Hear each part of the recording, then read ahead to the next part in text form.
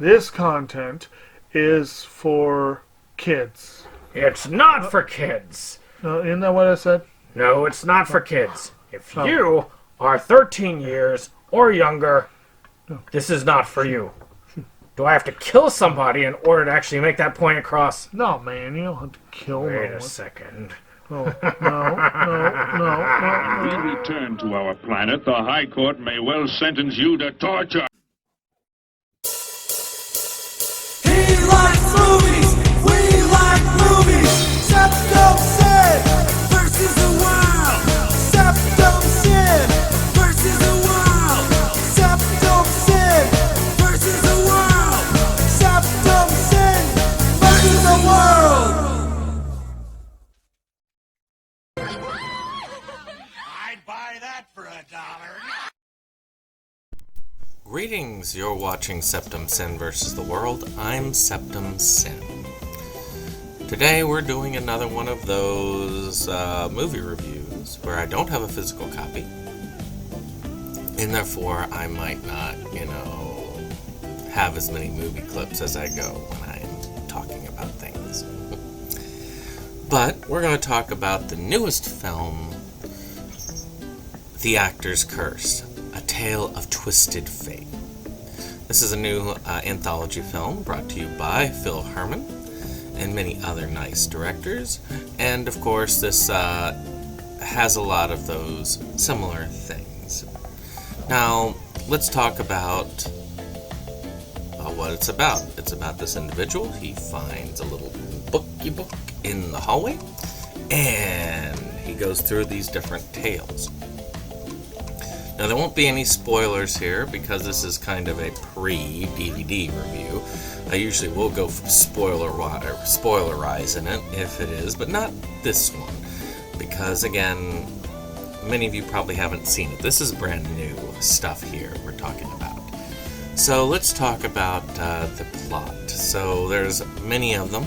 We're just going to go one short at a time. We're going to start with the wraparound. So the wraparound, again, is about this guy who finds this little book and tells these tales. Now, it has a cute little twist at the end. I like the actor that does it. He does a pretty good job. He could project more, which is one of the issues because sometimes you can't hear what he's saying fully. But that could have been fixed. That could be fixed by having subtitles, and I don't know if the physical will have subtitles, but that could be fixed with that. Another thing that could have been done to fix that would be to have like a little microphone maybe here or here that's kind of hidden, and then he could kind of not speak as loud and it would still come across fine and clear. But still, overall, I thought that the wraparound was good. It didn't feel as lazy as some wraparounds can, but was not overly expansive either. It's not as good as my favorite wraparound for an anthology film, which will be Tales from the Crypt, the original movie, not the show. And that one, to me, is one of my favorite wraparounds of all time. It's just got such a cool premise and a great twist at the end. It's just great like that. So let's talk about our first little vignette. So let's talk about the director's demise. So a woman gets a part in a low-budget director horror movie. And as we know with a lot of these low-budget director horror movies, it's all about, the sex. This one being Nipple Bondage Massacre, which I love the title. The director is not a good guy. And you can kind of predict how it's going to go in this particular setting. I'm not going to ruin it, but This, again, this one was written well enough. You knew where it was going. You felt like the people who die deserve it. You get a lot of that. Now, acting... excuse me. Acting-wise, you know, I mean, as far as things go, I feel like this one kind of has that seedy quality that I usually expected. Actually, that I have expected with some of the old Sleazebox anthologies that I've seen in this vein, and that's fine. I mean, the look is similar. There is, I think, out of all of these, this is the worst for gore. So if you're squeamish, this one might be the one that's the hardest to deal with. But I did like it overall. I'm gonna say this once, but the music I'm gonna cover at the end, because the music is about the same, and I have one highlight, and that's about it. So we'll hold on to music until the end.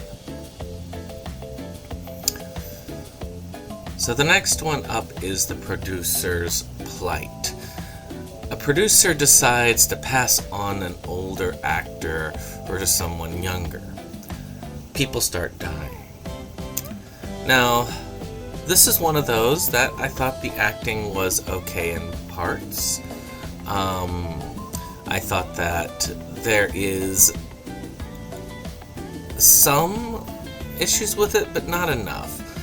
I also really like any of the people. I mean, you got Phil Herman, Debbie D, and Ralph Ray, also of all people, in this. And they all do a really good job. They know what they're doing, and you can tell they know what they're doing. They've done this for a long time. The production design, there's some gore, and there is a really good set of makeup used at the end. And that's good. It didn't look like they had to put too much into the effects work on this particular film, but because a lot of it's on the phone back and forth, but still they did what they needed to do. It came across well. Next up is the writer's woe. This is a tale of a writer looking into a documentary of a strange book that has the names and tales of vampires. Strange things start happening as he does his research. I think that the intensity of this is good. I like a good horror where you don't have to put much into it when it comes to fancy sets or action, if you can build the intensity. And I think that this particular film does an amazing job building the intensity when it comes to building your expectations, because you know something's going to happen. You just don't know when that something is going to happen, and that really does make the difference for me. As far as acting is fine. There's a lot of this in Spanish, which does have subtitles, so it shows we can use subtitles. And again, I think the acting is well done. I think the production value in this is pretty good. We have some fairly good makeup, and much like our previous one, this one does have most of the makeup is used at the end. This one's mostly writing and performance. And those two areas in this film are probably the best I've seen in this particular anthology film. So finally we have Lights On, which is a makeup artist who basically her victims are people who have not treated her well and have taken advantage and all that stuff. But one of those people that she has done this to has decided they are seeking revenge on her. Now, again, this is the one where the makeup is the most prevalent. The acting is done well enough. And the ending, I don't know why, but I keep thinking back to movies like The Hitcher or something. It's like maybe at the end things may not work out as well for her as she might think. But I mean, I'm not gonna lie. There's a part of me that after seeing enough Phil Herman films, I don't know if I want to get in a car with him. Something bad might happen.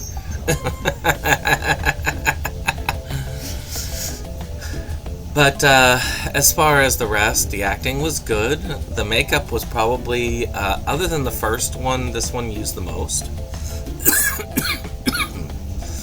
Sorry, my voice goes in and out these days, and it may go out forever if it doesn't, if things don't get fixed.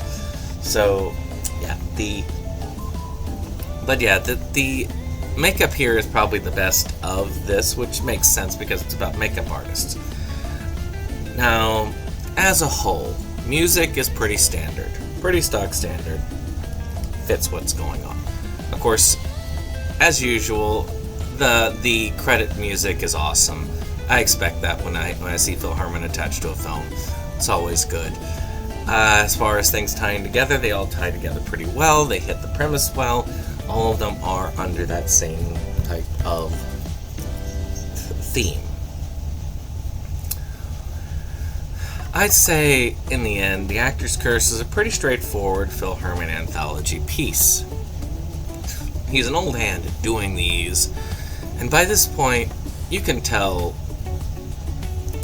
it in the execution. For many in the micro-budget scene, the name alone should tell you what to expect and whether you're interested or not. If you've liked things back as far as, well, say, Doomsday Stories or The Unearthed, to name some recent ones, you'll be fine with this. You'll like this, I think. So, let's talk about who this is for. As usual, I try not to judge... Excuse me. I try not to judge things based on what I think as much as about who I think this would be for. I think if you're a fan of Phil Hartman anthology films, then yes, this is a film for you. This has that same feel. Most of those anthology films have a very similar feel when it comes to acting, directing, production, writing. It's very similar. It's a very similar feel.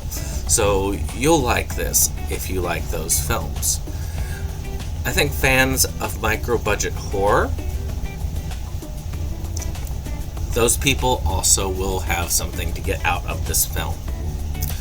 I think a lot of people who like basic micro-budget horror, any of the things that are issues like slightly meh acting at times, or lower budget effects, or lower budget feel, or lesser sound quality, these things you usually are willing to forgive because there's also a nice feel to micro-budget horror that just, I don't know, it just it makes you feel different when it comes to those things.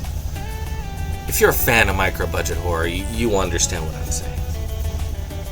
And last but not least, number 3, people who love community-supported horror. You know what I mean.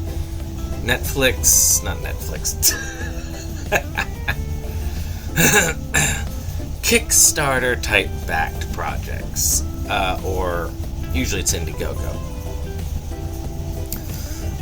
They all have a similar feel in a way. They have some similar drawbacks, and I'll say this film does not have that feel. And some of these anthologies do have that feel more than others, and this one actually has less of that feel. But if you know what I'm talking about, you know what you know. Well, that's it for this particular one. If you want to get a copy of this, you probably should contact Phil Hartman. I don't know if the Indiegogo is still running, that you could buy a copy off of that. But I would check in with Phil Hartman to see what you can find. You can usually find him on Facebook. He's a good guy and usually will give you a deal on the things that you need to get. So maybe not just that, but other things as well. Buy 3 or 4 movies. This would be pretty good. Well, I hope you've enjoyed this. If you did, hit that subscribe, share, and we'll see you on the next one. Bye-bye.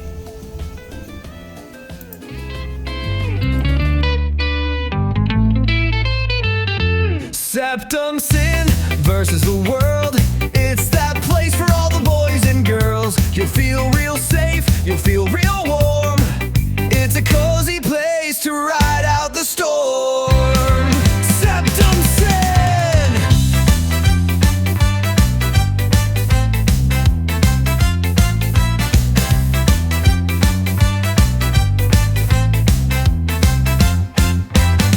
SeptumSin and his best boy Jake see the trends that scare us every day. Physical media is going to the side. Doctor streaming will rule the world.